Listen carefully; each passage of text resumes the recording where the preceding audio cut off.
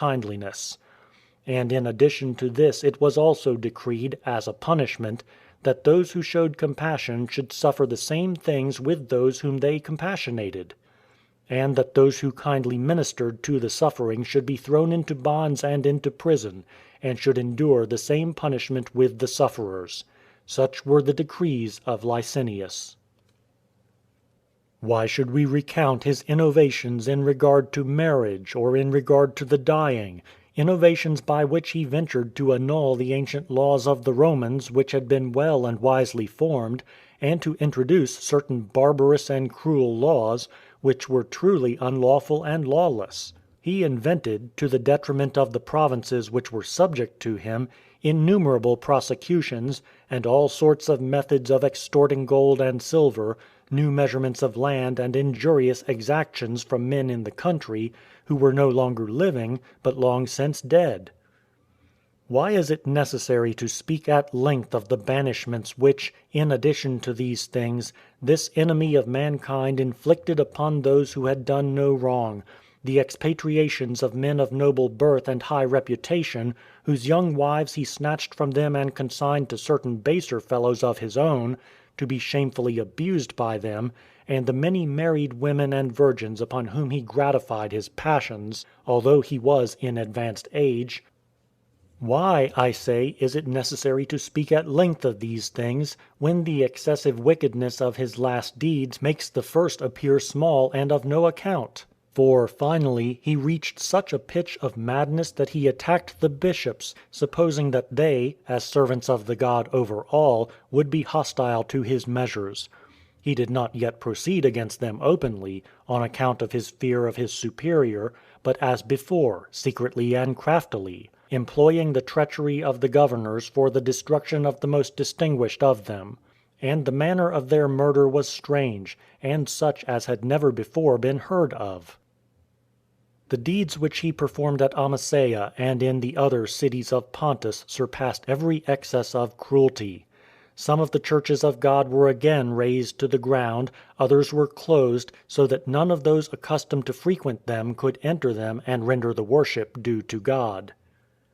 For his evil conscience led him to suppose that prayers were not offered in his behalf, but he was persuaded that we did everything in the interest of the God-beloved emperor, and that we supplicated God for him. Therefore he hastened to turn his fury against us. And then those among the governors who wished to flatter him, perceiving that in doing such things they pleased the impious tyrant, made some of the bishops suffer the penalties customarily inflicted upon criminals, and led away and without any pretext punished like murderers those who had done no wrong. Some now endured a new form of death, having their bodies cut into many pieces with the sword, and after this savage and most horrible spectacle, being thrown into the depths of the sea as food for fishes. Thereupon the worshippers of God again fled, and fields and deserts, forests and mountains, again received the servants of Christ. And when the impious tyrant had thus met with success in these measures, he finally planned to renew the persecution against all. And he would have succeeded in his design, and there would have been nothing to hinder him in the work, had not God, the defender of the lives of his own people, most quickly anticipated that which was about to happen, and caused a great light to shine forth as in the midst of a dark and gloomy night, and raised up a deliverer for all, leading into those regions with a lofty arm his servant Constantine.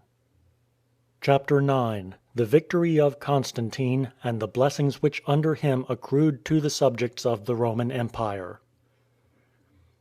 To him therefore God granted, from heaven above, the deserved fruit of piety, the trophies of victory over the impious, and he cast the guilty one with all his counselors and friends prostrate at the feet of Constantine.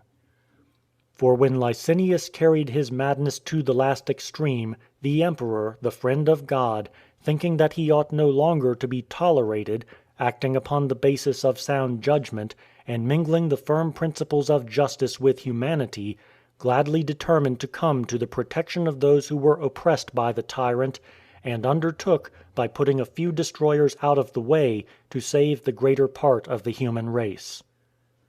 For when he had formerly exercised humanity alone and had shown mercy to him who was not worthy of sympathy, nothing was accomplished, for Licinius did not renounce his wickedness, but rather increased his fury against the peoples that were subject to him, and there was left to the afflicted no hope of salvation, oppressed as they were by a savage beast. Wherefore the protector of the virtuous, mingling hatred for evil with love for good, went forth with his son Crispus, a most beneficent prince, and extended a saving right hand to all that were perishing. Both of them, father and son, under the protection as it were of God, the universal King, with the Son of God, the Saviour of all, as their leader and ally, drew up their forces on all sides against the enemies of the Deity and won an easy victory, God having prospered them in the battle in all respects according to their wish. Thus suddenly, and sooner than can be told, those who yesterday and the day before breathed death and threatening were no more, and not even their names were remembered, but their inscriptions and their honours suffered the merited disgrace. And the things which Licinius with his own eyes had seen come upon the former impious tyrants he himself likewise suffered, because he did not receive instruction, nor learn wisdom from the chastisements of his neighbours, but followed the same path of impiety which they had trod, and was justly hurled over the same precipice. Thus he lay prostrate. But Constantine, the mightiest victor, adorned with every virtue of piety, together with his son Crispus, a most God-beloved prince, and in all respects like his father, recovered the East which belonged to them, and they formed one united Roman Empire as of old, bringing under their peaceful sway the whole world from the rising of the sun to the opposite quarter, both north and south, even to the extremities of the declining day. All fear therefore of those who had formerly afflicted them was taken away from men, and they celebrated splendid and festive days. Everything was filled with light, and those who before were downcast beheld each other with smiling faces and beaming eyes. With dances and hymns, in city and country, they glorified first of all God the universal King, because they had been thus taught, and then the pious emperor with his God-beloved children. There was oblivion of past evils and forgetfulness of every deed of impiety. There was enjoyment of present benefits and expectation of those yet to come. Edicts full of clemency and laws containing tokens of benevolence and true piety were issued in every place by the victorious emperor.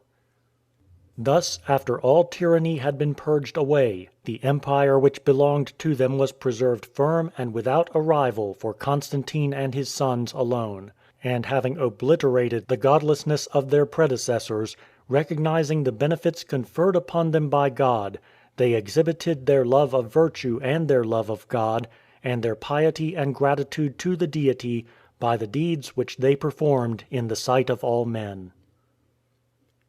End of Book 10, Part 3. End of Church History by Eusebius of Caesarea, translated by Arthur Cushman McGiffert.